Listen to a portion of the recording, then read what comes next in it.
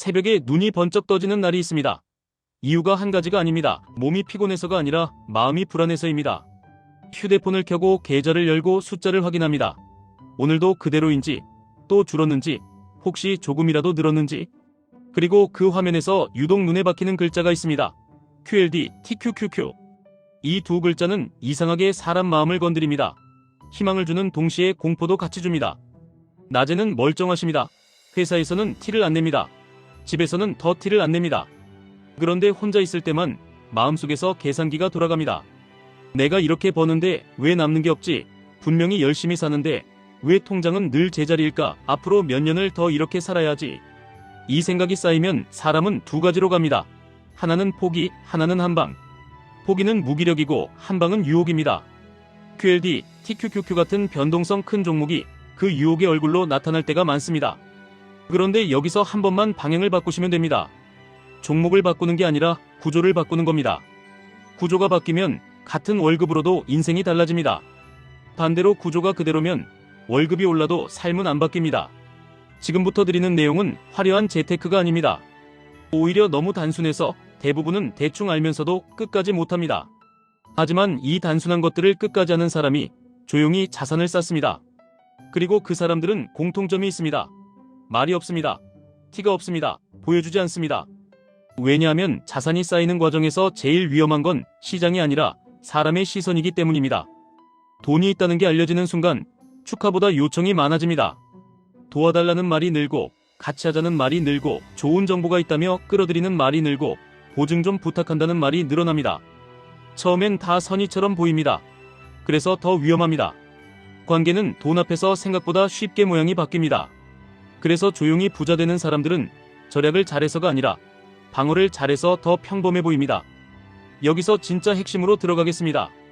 대부분의 분들이 돈이 안 모이는 이유는 투자 지식이 부족해서가 아닙니다. 돈이 새는 구멍이 하나가 아니라 여러 개라서입니다.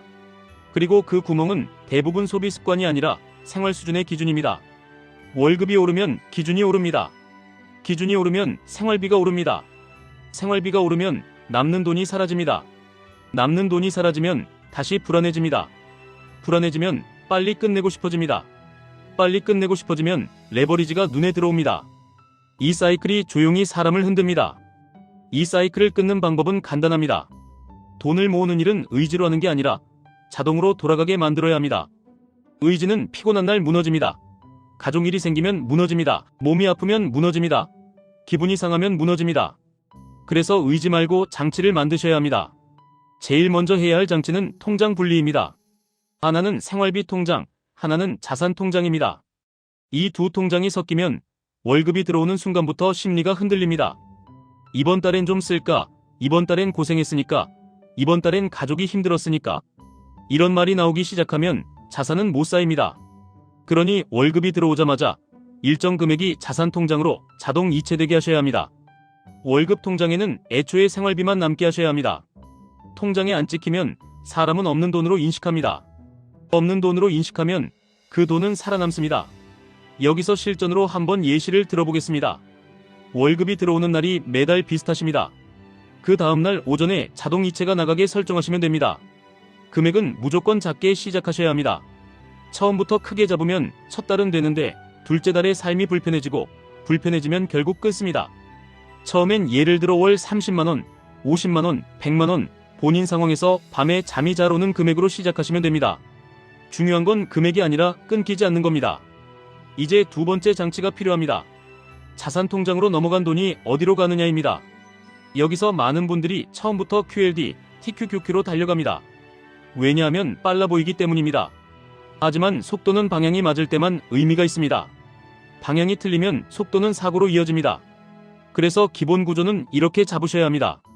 중심은 넓게 분산된 자산으로 갑니다. 그리고 QLD, TQQQ는 보조 엔진으로 둡니다. 이게 정말 중요합니다. 보조 엔진이 주인공이 되면 매일 차트를 보게 되고 매일 기분이 바뀌고 매일 판단이 흔들립니다. 보조 엔진이 보조로 남으면 정해진 규칙대로만 움직이게 됩니다. 한번 그림을 그려드리겠습니다. 자산 통장으로 매달 돈이 들어옵니다. 그 돈 중 대부분은 중심 자산으로 갑니다. 그리고 일부만 QLD, TQQQ로 갑니다. 이 일부라는 말이 핵심입니다. 사람이 흔들리지 않는 비중이 있습니다. 누군가는 10%도 크고 누군가는 20%도 괜찮습니다. 정답은 없지만 원칙은 있습니다. 레버리지는 내 계좌를 흔드는 게 아니라 내 감정을 흔듭니다. 감정이 흔들리면 결국 나쁜 타이밍에 팔게 됩니다. 그래서 비중은 투자 실력으로 정하는 게 아니라 내 마음의 내구성으로 정하셔야 합니다. 그 다음이 세 번째 장치입니다. 매수 기준을 미리 정하는 겁니다. 사람이 망하는 이유는 대개 두 가지입니다. 올라서 사거나 떨어져서 파는 겁니다. 둘 다 감정의 반응입니다. 그래서 기준을 종이에 적어두셔야 합니다. 예를 들어 이런 방식입니다. 매달 들어오는 돈은 무조건 산다. 단, 중심 자산은 언제나 산다. QLD, TQQQ는 아무 때나 사지 않는다. QLD, TQQQ는 조건이 왔을 때만 산다. 조건은 복잡할 필요가 없습니다. 예를 들어 시장이 과열일 때는 보조 엔진을 줄이고 시장이 공포일 때는 보조 엔진을 늘린다. 이 말이 추상적이라면 이렇게 바꾸시면 됩니다. 최근 고점에서 크게 내려왔을 때만 추가한다. 내가 정한 기준선 아래에서만 추가한다. 그리고 그 기준을 숫자로 정한다. 숫자로 정한다는 건 이런 겁니다. 예를 들어 나스닥 지수가 최근 고점 대비 일정 수준 이상 내려오면 그때부터 QLD, TQQQ를 분할로 산다. 또는 QLD, TQQQ 자체가 아니라 기본 지수의 흐름을 기준으로 삼는다. 왜냐하면 레버리지는 움직임이 과장되어서 심리를 더 흔들기 때문입니다. 기본 지수 흐름을 기준으로 잡으면 판단이 조금 더 차분해집니다. 여기까지 하시면 많은 분들이 이런 생각을 하십니다. 그럼 언제 파느냐? 팔아야 돈이 되는 거 아니냐? 맞습니다. 그런데 매도는 매수보다 훨씬 어렵습니다. 왜냐하면 사람은 오를 때 욕심이 커지고 내릴 때 공포가 커지기 때문입니다. 그래서 매도도 규칙이 필요합니다. 실전에서 제일 많이 쓰이는 방식이 두 가지입니다. 하나는 목표 비중으로 되돌리는 방식입니다. 예를 들어 QLD, TQQQ가 많이 올라서 내 계좌에서 비중이 커지면 일정 부분을 줄여서 다시 중심 자산으로 옮깁니다. 이렇게 하면 고점에서 일부를 자동으로 정리하는 효과가 생깁니다. 또 하나는 구간 매도입니다. 예를 들어 일정 수익 구간에 도달하면 일부를 정리하고 나머지는 길게 가져가는 방식입니다. 중요한 건 한 번에 다 팔지 않는 겁니다. 한 번에 다 팔면 다시 들어갈 타이밍을 못 잡고 결국 추격하게 됩니다.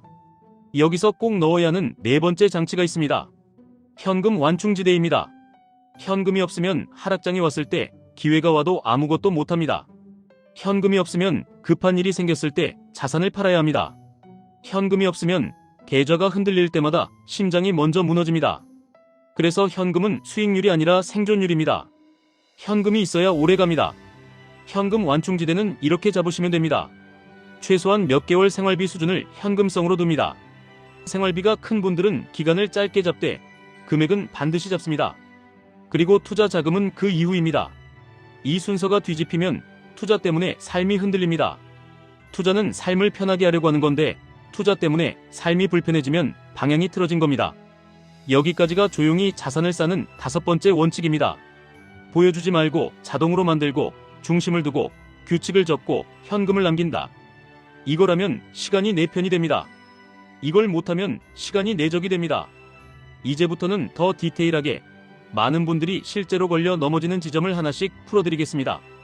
첫 번째, 가족에게 말해야 하느냐? 결론부터 말씀드리면 숫자는 굳이 공유하지 않으셔도 됩니다. 함께 계획을 세우는 건 좋지만 구체적인 수익과 잔고를 자주 말하면 관계가 흔들릴 수 있습니다.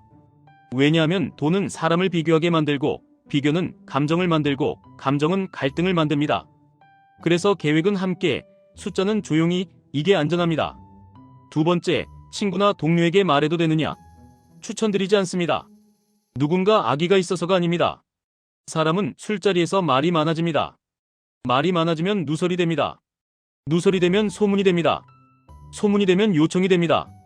요청이 되면 방어가 필요해집니다.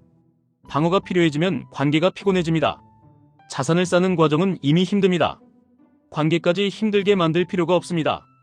세 번째, 지금 시작하면 늦지 않느냐? 많은 분들이 시장이 올라서 무섭다고 하십니다. 그 마음이 정상입니다. 그래서 한 번에 들어가면 안 됩니다. 자동이체로 분할하면 늦었다는 감정이 줄어듭니다. 그리고 시장이 내려오는 구간이 오면 그때 보조 엔진 비중을 조금 늘리면 됩니다. 중요한 건 예측이 아니라 대응입니다. 네 번째, 환율이 걱정되시는 분들이 많습니다. 이럴 때도 답은 규칙입니다. 예를 들어 환율이 높아 보여서 불안하면 달러로 바꾸는 속도를 늦추고 중심 자산을 더 천천히 쌓습니다. 또는 일정 구간을 나눠서 바꿉니다.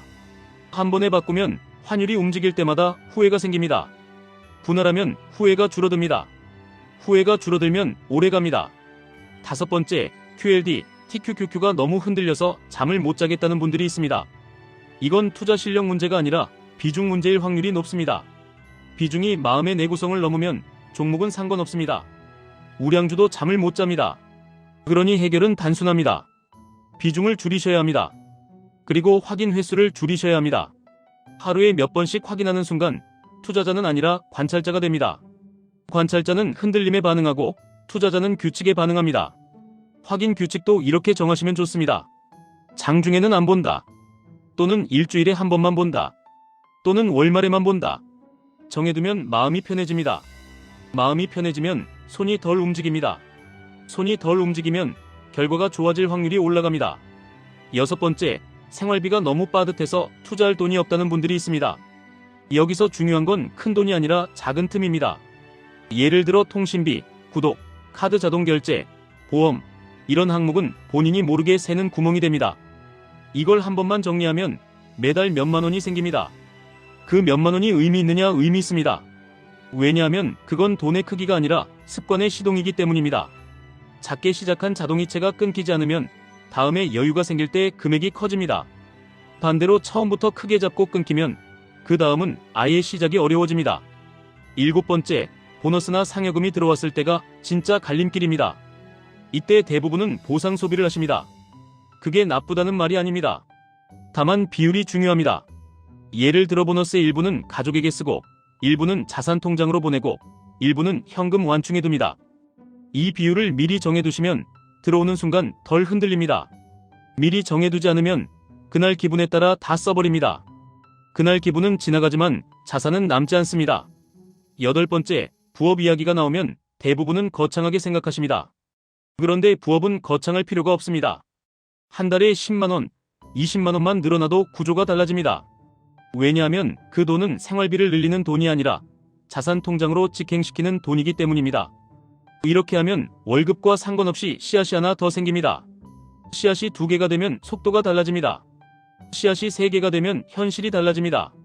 아홉 번째, 공부가 필요하냐는 질문이 나옵니다. 공부는 필요합니다. 다만 티낼 필요는 없습니다. 책을 읽고 원리를 이해하고 내 규칙을 수정하시면 됩니다. 그걸 누군가에게 설명할 필요는 없습니다.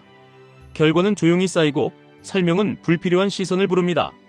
여기서부터는 QLD, TQQQ를 실제로 어떻게 다루면 좋을지 더 현실적인 운영 예시를 들어보겠습니다.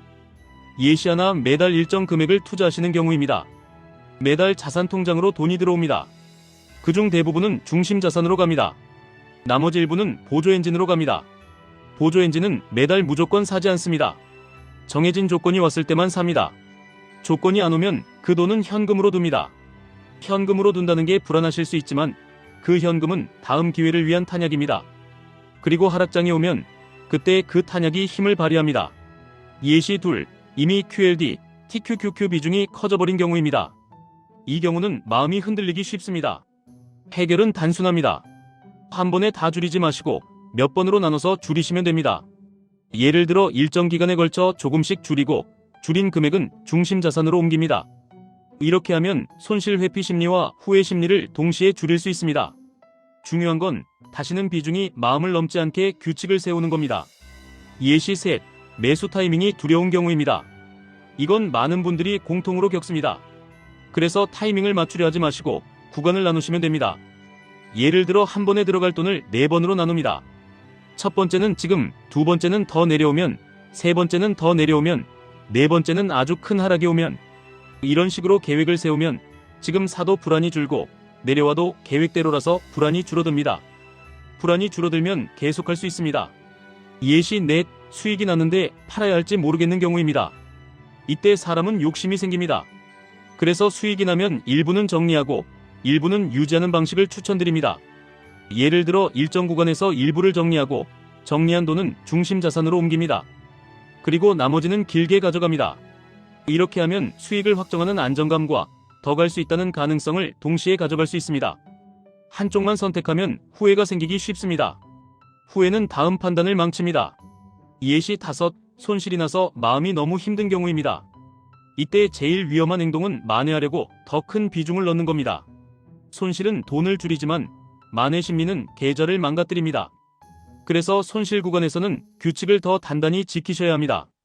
추가 매수도, 비중도, 현금도 전부 계획 안에서만 움직이셔야 합니다. 계획 밖에서 움직이는 순간 그건 투자라기보다 감정 해소가 됩니다. 여기까지 들으시면 이런 결론이 나옵니다. 조용히 부자가 되는 비밀은 특별한 정보가 아니라 특별하게 꾸준한 구조입니다. 그 구조의 핵심은 5가지로 정리됩니다.